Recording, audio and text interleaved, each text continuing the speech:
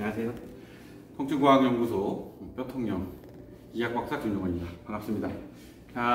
어제 일단 잠에 대한 이야기를 했죠. 잠을 어떻게 하면 잘 수 있을까, 잘 잘 수 있을까, 쉽게 잠드는 방법에 대해서 이야기를 했는데, 뇌의 활동을 줄이는 것을 이제 첫 번째 테마로 잡았어요. 그래서 뇌가 활동력이 줄게 하기 위해서 제가 첫 번째로 제시한 건 전자책을 틀어놓고 들으면서 자기가 별로 그렇게 좋아하지 않는 종류의 책을 선택해서 들어서 뇌의 활동력을 줄여보자.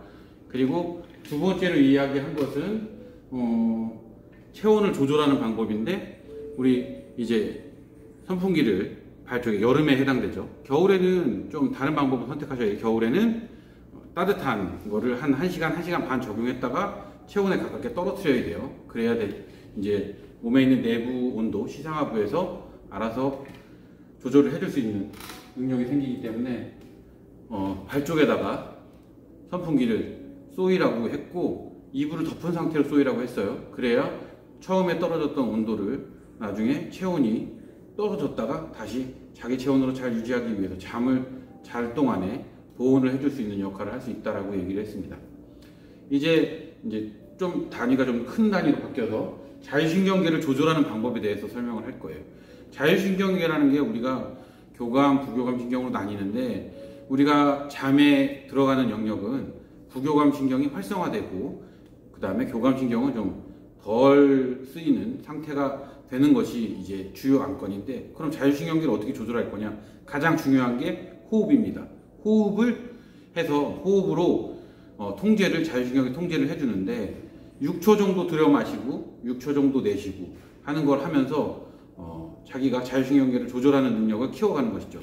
이 호흡법을 사용을 하면 심장 박동수와 연관이 있는데, 결국에 심장 박동이 천천히 뛰게 되면 머리로 가는 혈액량이 떨어지기 때문에 훨씬 더 자기가 수월해지는 상태가 됩니다. 그래서 잠을 쉽게 청하기 위해서는 우리가 호흡을 꼭 이용을 해야 돼요. 그래서 호흡법을 사용을 하는데, 호흡법 영상은 지금 제 유튜브 찾아보시면 검색하는 거에 심장을 덜 뛰게 하는 방법에 대한 내용이 있어요. 그 유튜버 내용을 보고 유튜브에 어떻게 했는지를 자세하게 좀 설명을 해놨으니까 그 부분을 참조하시면 될 것 같아요.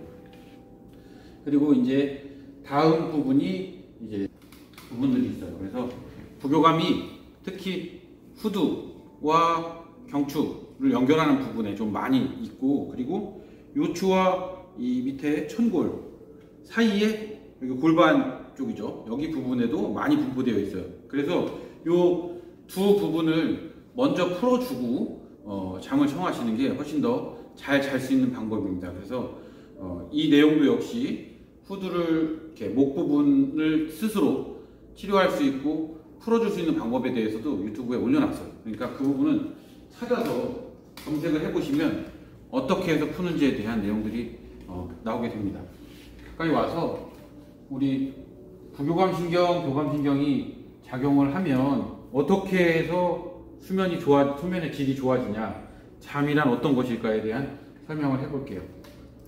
그래프를 보시면, 그래프에 여기 시간이 12시부터 아침 6시 30분까지 측정이 되어 있어요. 그래서 12시 정도에 잠이 들기 시작해서부터 내려와서 이제 여기에 보면 렘수면, 그리고 비렘수면, 서파수면으로 나눠져 있는 곡선이 보일 거예요. 여기에 보면 점선이 이렇게 보이죠? 빨간색 점선은 렘수면, 파란색은 서파, 슬로우 웨이브 슬립이라고 하는 서파 수면 단계, 그리고 이 비렘 수면 단계인 이 밑에까지 내려가면 부교감 신경이 활성화되어 있는 단계가 돼요.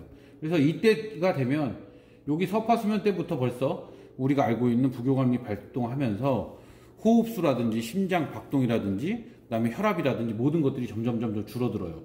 이 단계를 거치기 위해서 렘수면이 꼭 있어야 되는데, 렘수면 단계가 보시면은 3시부터 아침에 깰 때까지의 굉장히 긴 기간의 렘수면 단계를 거치게 돼요. 꿈꾸는 기간이고요.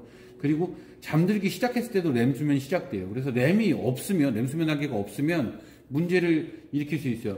이게 만약에 어린 아이일 경우에는 렘수면이 있어야지만 뇌가 서로 뇌세포끼리 연결되는 통로가 연결이 되기 때문에 꿈이 계속 진행이 되는 것인데, 요거에 대한 설명을 왜 했냐면, 우리가 나이가 들면서 렘수면 단계가 줄어들죠. 그러면 렘 수면 단계가 줄어든다는 뜻은 우리가 비렘 수면 단계가 나이가 들면서 중요한 요소가 된다고 봐요. 그래서 나이가 들면 잠이 없어지죠. 점점 줄어드는데, 줄어드는 그것에 문제가 있는 것이 아니고 생명활동 그리고 계속 생명을 유지하기 위해서는 렘 수면 단계가 필요하고, 비렘 수면은 내가 에너지를 꼭 모으는 단계이기 때문에 이때 자율신경계가 잘 조절이 돼야 돼요. 그래서 제안하는 방법은 자율신경계를 잘 조절할 수 있다면 호흡, 아까 얘기한 호흡 방법, 그 다음에 그 부교감이 좀 많이 분포되어 있는 부분들을 자꾸 풀어주는 방법을 사용하신다면, 여러분들이 첫 번째 제시했던 제가 빨리 쉽게 잠드는 방법과 두 번째는 수면의 질을 높이는 방법이에요. 이 두 가지가 합쳐져야지 딱 그 잠을 자는 것에 대한 중요한 어떤 핵심적인 원리가 되기 때문에 이 두 부분을 잘 이해했으면 좋겠습니다. 오늘 내용은 여기까지 마치고요. 혹시 잠에 대한 부분이나 그 외에 건강에 대한 부분, 자율신경계, 저번에도 얘기했지만 자율신경계 부조화에 대한 부분에 대한 걸 궁금하시다면 이 다음 영상 중에 자율신경계 부조화 어떻게 접근할 것인가에 대한 내용을 실을 건데 그 부분을 검색해 보시면 될 것 같습니다. 이상 마치겠고 건강하십시오. 혈통형이었습니다.